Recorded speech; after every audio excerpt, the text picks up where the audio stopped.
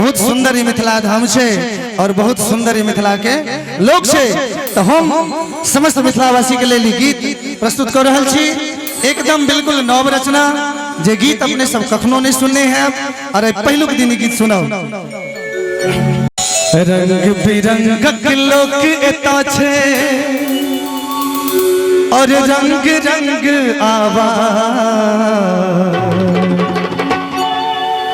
कहियो तक सब गोटे मिथिला धाम की बोल राजा रामचंद्र भगवान की।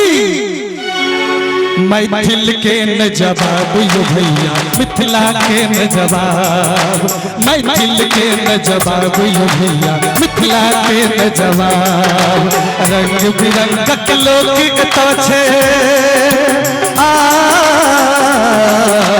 रंग बिरंगक लोक एता छे रंग रंग आवा मैथिल मैथिल मैथिल के न जवाब मिथिला के न जवाब मैथिल के न जवाब यो भैया मिथिला के न जवाब।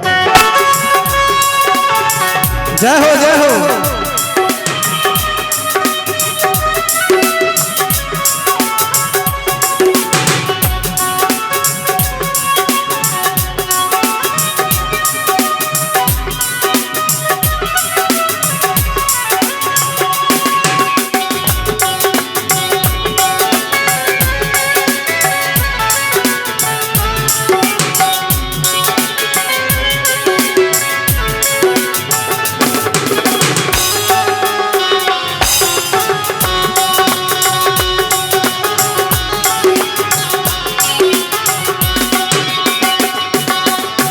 मैथिल के कन कन में वास करैया जानकी माता एहि धरती पर चल के एला राम लखन दुनु भ्राता।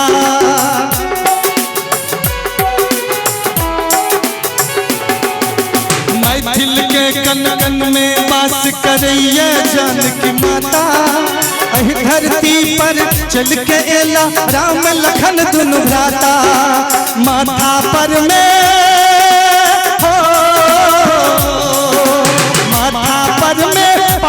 भैया माथा पर में पाग भैया सबके अजबे बा मैथिल के न जवाब भैया मिथिला के न जवाब मैथिल के न जवाब भैया मिथिला के न जवाब किया।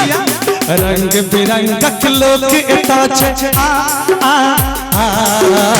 रंग बिरंगक लोक एता छे रंग रंग आवा मैथिल के न जवाब भैया मिथिला के न जवाब मैथिल के न जवाब भैया मिथिला के न जवाब। जय जय।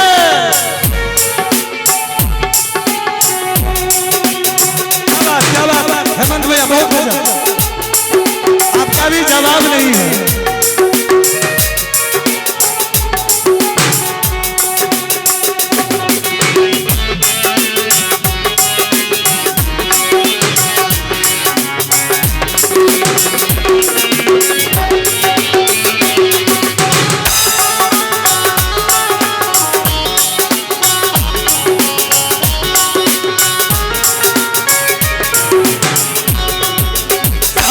चक भर दुतिया राखी छैठक पाबन होइया घर घर गीत गोसाउनिक होइया साझ पराती होइया।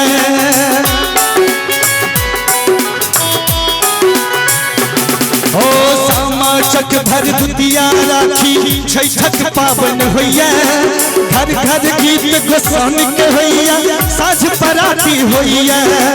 एक घाट पर छैठक पूजा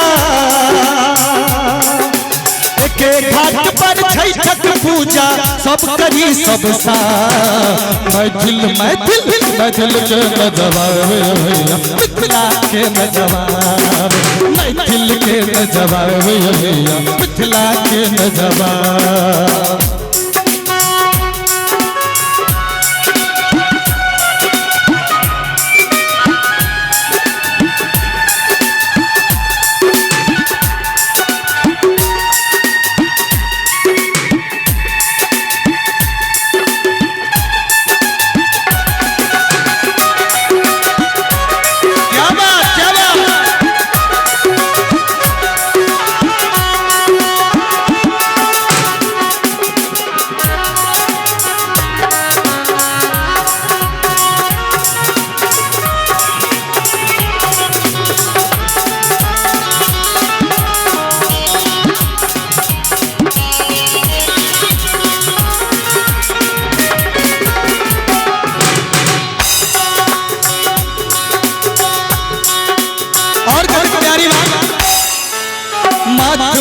मुरेठा गमछा धोती माथ मुरेठा गमछा धोती सन में गजब रहिए जियो रे शेरा मैथिल बेटा मोहन इहा कहैया